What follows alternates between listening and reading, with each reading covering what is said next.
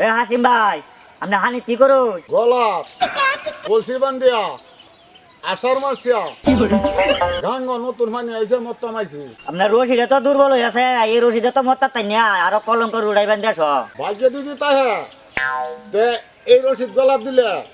এই রসিদ এবার মরণ হইব। মোটা রশি আর নন গিয়া মোটা শরীর রশি সারা মত্তা তাই না রে আরো গলা দুঃখ হয় ভাই। তুই হানিস না মেকে আর হ্যাঁ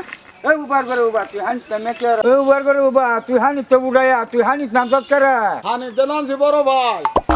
তুমি এদিন কইলে না আমার বেল হয়ে দিবা অনেক গরম ভাবির লগে যুক্ত রিয়া পরামর্শ করিয়া কইছে যে আমার বেল হইতা না তোমরা কামাকে যেত না অন্য আমার যদি বেসা দিন না লয় দাও যে এই কলসির গলা আর আমার গলা দড়ি দিয়া আষাঢ় মাসিয়া নতুন হানির মধ্যে ডুব দিয়ে মরবাম আর আমারও যদি বিয়া করাও তো এই যে বাল জুড়া হুট্টানি মাছেরি খালা কুত্তার থেকে আরো গালা সেইটা আমার বেলায় দাম লাগবো। আমি তো সুন্দর বেল হইতাম না বার ভাই তুমি যা তাল উদ্ধারে সেরি যা সুন্দর বেল হইছ রাস্তা যা যা মানুষের খালি চোখে টারে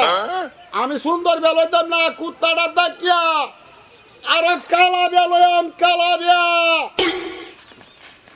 আপনার ভাই হানিক নাম থেকে তুলে আলু না করে নাইলে এটা মরবো মরলে বা সদ্য গোষ্ঠী জাল কাটা লাগবো সারা জীবন। ভালো মানুষ মারলে যেমন জাল কাটা লাগবে ও বাড়া মারলে এমন জাল কাটা লাগবো। তুই আমার একটা ভাই তুই মরতে করে আমি বললে আমার বুয়া মাটি দিব কেলা আমি বললে তো তোর ভাবিরে বেল হইতে পারবি অত হাগল হইছস করে অত হাগল অন্ত বালা না বর ভাই বাইল দিন না আর কত খাইবি কাটাইয়া